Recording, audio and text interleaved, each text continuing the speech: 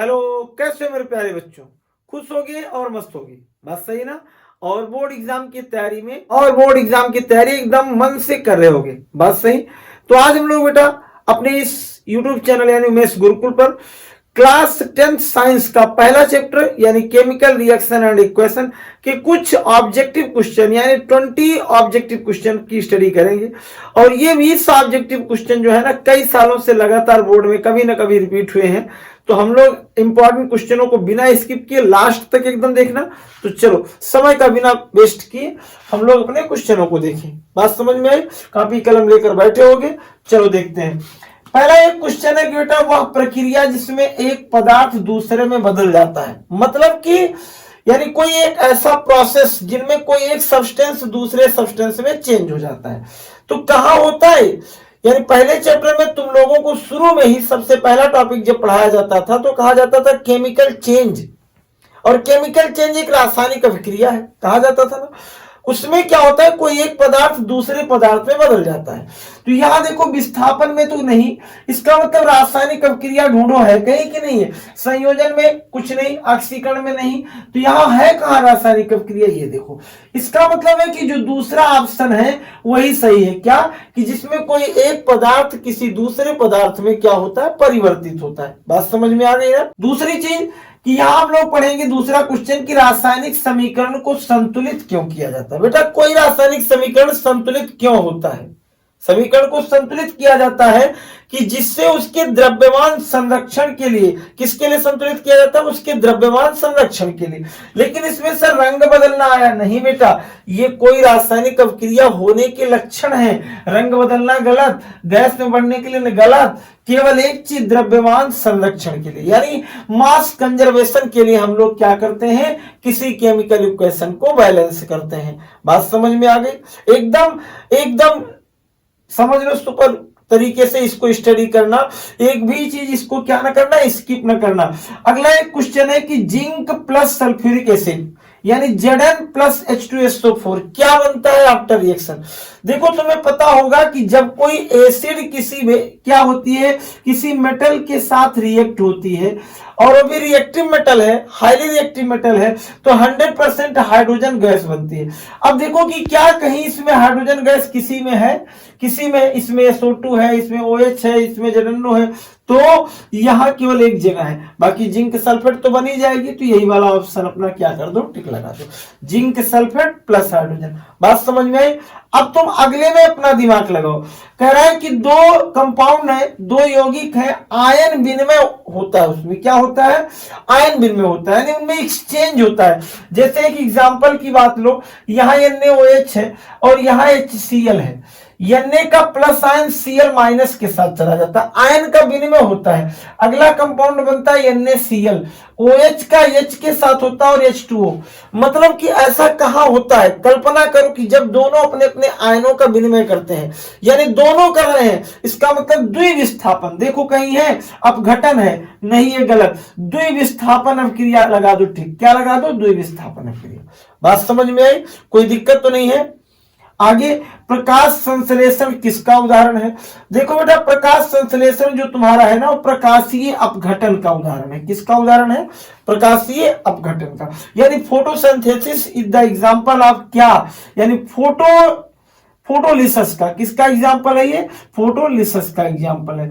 यानी हम लोग इसे क्या कह सकते हैं, प्रकाशीय अपघटन का एग्जांपल है। बात समझ में आ गई? अगली चीज क्या कि चूने का पानी दूधिया कब हो जाता है, क्यों हो जाता है?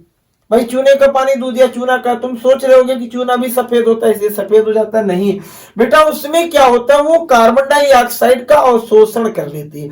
और कार्बन डाइऑक्साइड तुम्हें मालूम है कि हल्का सा सफेद कलर की होती है।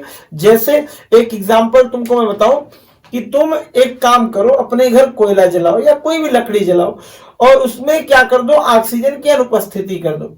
तुम्हें मालूम है कि CO2 ज्यादा मात्रा में निकलेगी ना।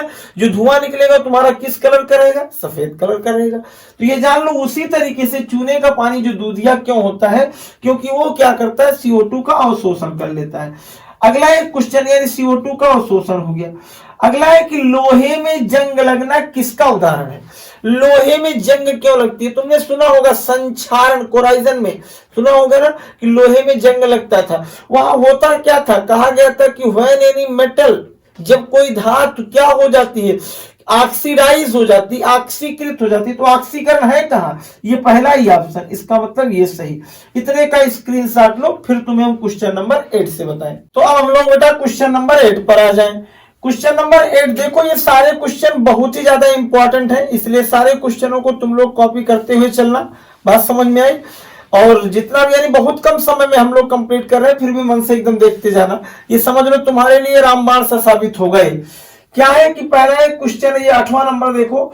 8वां नंबर क्या है कि Mg+O2, यानी तुम्हें पता होगा कि मैग्नीशियम की रिबन को जब जलाया जाता था तो क्या निकलता था? एक सफेद रंग का पाउडर जैसा छेद मिलता था। पता थी ना सारी बात, प्रैक्टिकल में पढ़े हो।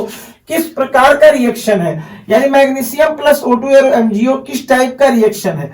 ये जो तुम्हारा रिएक्शन है बेटा, उसमें क्या हो रहा है? देखो ये दोनों चीजें जुड़ रही हैं और जुड़ करके एक सिंगल प्रोडक्ट दे रहा है। इसका मतलब ये क्या है? ये संयोजन अभिक्रिया है। बात समझ में आ गई ना? कोई दिक्कत तो नहीं। जिस अभिक्रिया में उष्मा अवशोषित होती है, यानी क्वेश्चन नंबर 9 में आ जाओ, जिस अभिक्रिया में क्या होता है, इन व्हिच रिएक्शन क्या हो, हीट एनर्जी और यानी क्या हो, एब्जॉर्ब हो, यानी ऐसी कोई रिएक्शन जिसमें उष्मा ग्रहण हो रही हो। और उष्मा ग्रहण हो रही मतलब सोख रही है, और सोख रही का मतलब उष्मा, छेद का माने बाहर होना और शोष माने सोखना, तो उष्मा शोषी पर टिक लगा दो। यानी इसे कहते हो क्या? इसे कहते हो इंडोथर्मिक, और बाहर हो रही है तो एक्सोथर्मिक।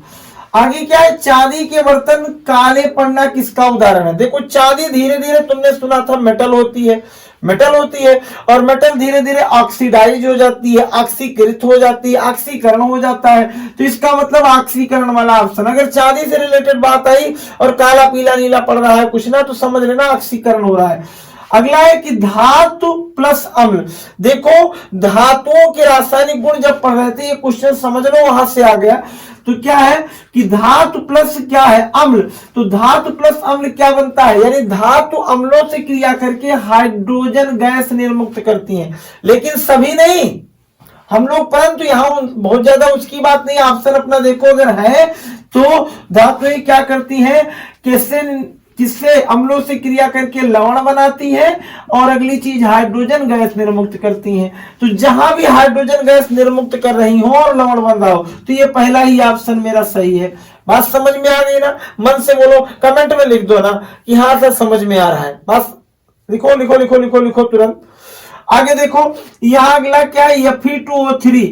Fe2O3 plus aluminium. देखो ऑक्सीजन ने, आयरन ने अपना ऑक्सीजन हटाया और Al ने ऑक्सीजन को ग्रहण किया, यानी यहां कोई एक क्या कर रहा है? अपने आयनों का विनिमय कर रहा है। दोनों नहीं कर रहे हैं, एल्युमिनियम कुछ नहीं कर रहा है, केवल आयरन कर रहा है। इसका मतलब किस प्रकार की क्रिया है? तो द्विविस्थापन पे तो कतई जाना मत, क्योंकि एल्युमिनियम कुछ नहीं दे रहा है, एक अकेला दे रहा है। इसका मतलब विस्थापन पे टिक लगा दो। बात समझ में आ रही है ना? कोई दिक्कत तो नहीं है, एकदम बढ़िया से समझ में आ रहा है। चूने का पानी, अभी इसके पहले ना थोड़ी देर, इसका मतलब very very most important question है ये। चूने का पानी साफ होना क्या दर्शाता है? मैंने कहा चूने का पानी अगर दूधिया है तो दर्शाता है CO2 प्रेजेंट है, और अगर साफ हो गया तो मतलब CO2 गायब हो गई। CO2 कहीं गायब हो रही, रंग बदलना, ताप बढ़ना, कुछ नहीं, CO2 का समाप्त होना। ये सही लगा दो, इसको लगा दिए। आगे चले, यस बोलो, आगे चले। समझ में आ रहा है ना बढ़िया से? तो अगला है कि किसी पदार्थ द्वारा O2 का ग्रहण, यानी तुमको पता है कि अगर कभी ऑक्सीजन ग्रहण हो या हाइड्रोजन निकले तो मतलब ऑक्सीकरण। ऑक्सीकरण ये देखो, ये है ऑक्सीकरण, भैया लगा दो। एकदम बहुत ही सुपर सुपर सुपर क्वेश्चन है।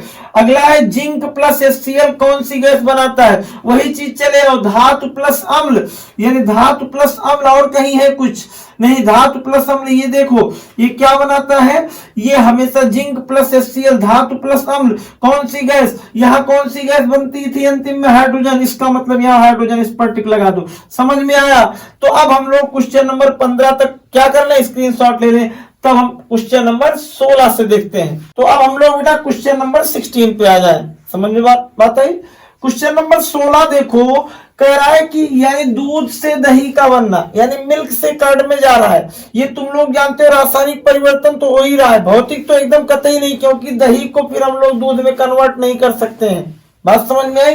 तो पहले में लगा देना क्या, दूध से दही का बनना रासायनिक परिवर्तन। फिर उसके बाद NaOH प्लस HCl, तुमको पता था कि ये हो गया क्षार, ये हो गया अम्ल, तो अम्ल एवं क्षार आपस में क्रिया करके लवण एवं जल बनाते हैं। तो लवण में NaCl हो गया, यानी साल्ट और H2O फाइंड होता है। क्या फाइंड होता है? Salt and H2O। तो ये मेरा साल्ट है और ये H2O है, ये वाला ऑप्शन सही हो जाएगा। समझ में आ गई बात? ये धुआं दे दिया था बेटा, धुआं कुछ नहीं होता, सब धुआं है क्वेश्चन। ये आगे देखो, लाल भूरी तीक्ष्ण गंध वाली गैस कौन सी है? वैसे तो तुम लोग समझते नहीं हो, परंतु एक बात याद रखना हमेशा कि यहाँ कौन सी चीज है, NO2। कौन सी गैस है? NO2। इसका रंग होता है लाल भूरा और इसकी गंध बहुत ही कैसी होती है? तीक्ष्ण होती है, पंजेंट ऑर्डर गैसेस है। अगला, उत्प्रेरक का क्या काम है? उत्प्रेरक क्या करता है? उत्प्रेरक क्या करता है? उत्प्रेरक, आज एक चीज जान लेना, उत्प्रेरक होता है बेटा चुगलखोर। उत्प्रेरक किसी रिएक्शन की रेट को क्या करता है? चेंज करता है। अब रिएक्शन की रेट घट भी सकती है, बढ़ भी सकती है, बात समझ में? दोनों हो सकता है। यानी ऐसा कर सकता है कि रिएक्शन की रेट को घटा दे, धीमी कर दे, या ऐसा कर सकता है तेज कर दे। और अगर कोई रिएक्शन होगा तो तुमने शुरुआत में पढ़ा था कि रिएक्शन होने पर रंग बदलता है, गैस परिवर्तन होता है, पदार्थ की अवस्था बदलती है, बहुत कुछ ऐसे होता है। तो इसका मतलब तीनों ऑप्शन तुम्हें सही लग रहा है, तो यहां तुम लगा दो सभी। देखो, उत्प्रेरक जो होता है इस पर खुद पर कोई प्रभाव नहीं डालता, जितनी मात्रा डाले उतनी बरकरार बनाए रखेगा, लेकिन ये रिएक्शन की रेट को क्या कर देता है? चेंज कर देता है। सभी पर टिक लगा दो। अगला, पाचन क्रिया। देखो, अंत में हम लोग बात, सारा हजम हो गया और सारा हजम होने के बाद आ गया डाइजेशन। तो डाइजेशन किस टाइप का रिएक्शन है? तो ये बेटा एक उष्माक्षेपी रिएक्शन है। ऐसा क्यों? क्योंकि हमारे शरीर में जब जाते हैं सारे पदार्थ ना, टूटते हैं तो उससे ऊर्जा और उष्मा निर्मुक्त होती है। तो उष्मा अगर कहीं निकल रही तो उसे हम लोग क्या कहेंगे? उसे हम लोग कह देंगे कि उष्माक्षेपी हो रही। बात समझ में आई? इस तरीके से ये 20 क्वेश्चन खत्म, और अब इनको विधिवत पढ़ो, फिर अगले में हम लोग अगले चैप्टर को पढ़ेंगे। एकदम एक एक क्वेश्चन पढ़ते जाना, लास्ट तक पेपर में कुछ भी नहीं रुकेगा, सबका सब आएगा।